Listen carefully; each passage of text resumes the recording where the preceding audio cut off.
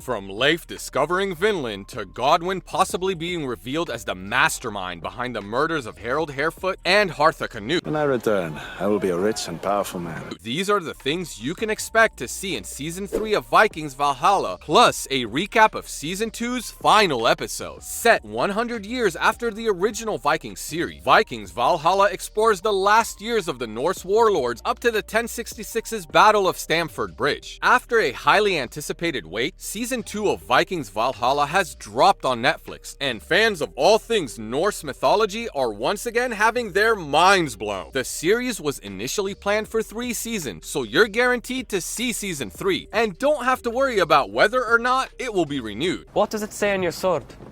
It says the Keeper of the Faith. In fact, did you know that Season 3 has already been filmed? Filming for Season 3 began in May of 2022 and wrapped after 5 months in October 2022. Like the previous 2 seasons, Season 3 will consist of 8 episodes. Right now, the 3rd season is currently in its post-production phase, and we can expect it to drop sometime in late 2023. The biggest challenge to knowing what we can expect from Season 3 is that the series contains a significant number of historical inaccuracies. For instance, one of the things that we could expect to see is Leif discovering Vinland. Today, Vinland is better known as Newfoundland and Labrador, one of Canada's 10 provinces and located on the east coast. Although there is no recorded history of Leif ever spending time in Constantinople, after his brief romance with Miriam, she left all of her belongings to him. Be happy for me.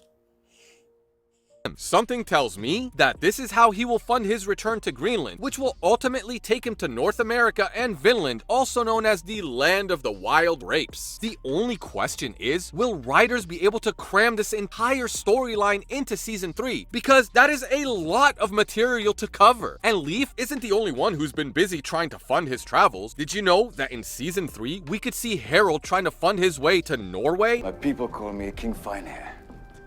Tell me, King Harold, why have you come here?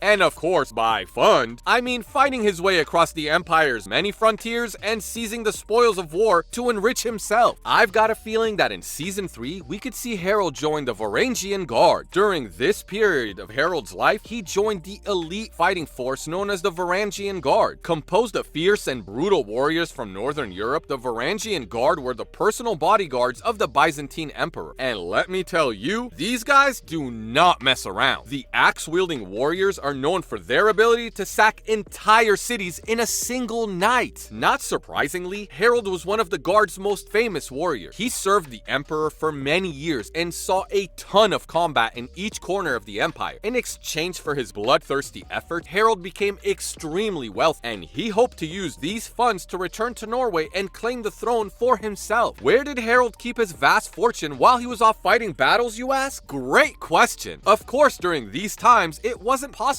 for Harold to keep the fruits of his labor in some high-tech vault or high-interest savings account, so he needed a safe and secure place to stash his moolah. Enter Yaroslav the Wise. As Harold served the Byzantine Emperor for several years, most of the riches he amassed during his violent escapades were sent to Yaroslav the Wise, the safekeeper of his vast fortune. But Harold's departure from the city was no cakewalk. Because Empress Zoe refused to grant him permission to leave, nevertheless, Harold managed to escape without a scratch, and he returned to Yaroslav to collect his fortune. When you're busy sacking cities, it certainly helps to be able to have faith in a trusted confidant like Yaroslav the Wise to keep a watchful eye over your riches. Speaking of faith, where does Freydis, the Keeper of the Faith, stand in Season 3? My name's Freydis.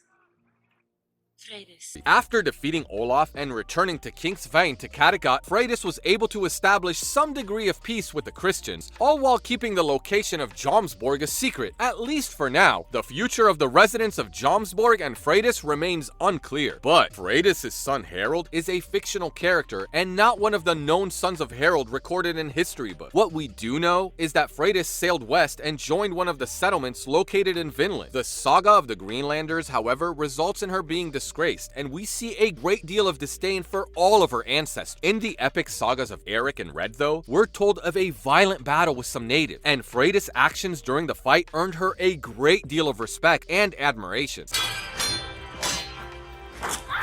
Speaking of history books, did you know that the two sons of King Canute, Harold Harefoot and Hartha Canute, lost their lives under very mysterious circumstances? Harold Harefoot was allegedly struck down by a mysterious illness, and Hartha Canute is alleged to have died of alcohol poisoning during a wedding celebration. Some suspect that Godwin could be the mastermind behind these deaths. What do you think? Godwin lost a lot from his relationship with Alfwin, but in the process he ended up marrying Princess Geetha. In the end, Godwin's son Harold became the last Anglo-Saxon king of England before his death, which took place at the Battle of Hastings to William the Conqueror. However, the best way to predict what we can expect in Season 3 is to closely examine what happened during Season 2's finale episode titled The Reckoning. There is someone beside me. The episode opens with Olaf lurking around the coast of Pomerania. While he's there, Olaf hears reports that Freydis is dead, and Hárekr is now the ruler of the Vikings who reside there. Olaf's plan is to find Hárekr, destroy him, and install Jorundr as leader while demanding that the stronghold becomes Christian. But Olaf has no clue that it's actually Hárekr who's dead, and that Freydis is alive and prepping for his attack. Back in England, we have the wedding of scheming Godwin and Princess Geetha, niece of King Cnut. Queen Emma knows that Godwin has been up to no good, arranging murders, tricking kings, and getting married in order to have a child of royal blood. Meanwhile, Leif and Harold head to Constantinople with Miriam and Elena to deliver a treasure from Elena's father, Vitomir of Chud, to the Emperor of Rome. Nothing quite says, let's be friends, like a pile of treasure, or in this case, a bride. Leif grew close to Miriam and is devastated when she dies in his arms. It's around this time that romance blossomed between Harold and Elena. The romance doesn't last long when Elena learns that she is in fact the treasure that's destined to marry the Emperor and become the Empress of Constantinople. As Freydis prepares for the attack on behalf of Olaf, she asks her people to protect her son if she dies, telling everyone he's the son of Harold and the grandson of Eric the Red. But you've done the opposite.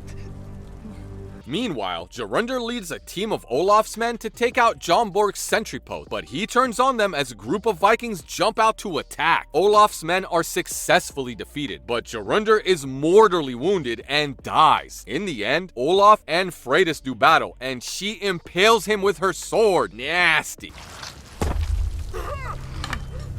In his dying breath, Olaf tells her that he made him a martyr, but she coldly replies that there is no one left alive to tell his story. You're all alone.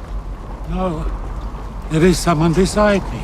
As Freydis heads back to her baby son and her people, a woman asks if she is Freydis, keeper of the faith, and she says, at this point, Freydis is officially the leader of the Vikings. Action and the life. I shall walk beside you. There you have it, ladies and gentlemen. Nothing more can hurt me. Those were the things you can expect to see in Season 3 of Vikings Valhalla, plus a recap of Season 2's final episode.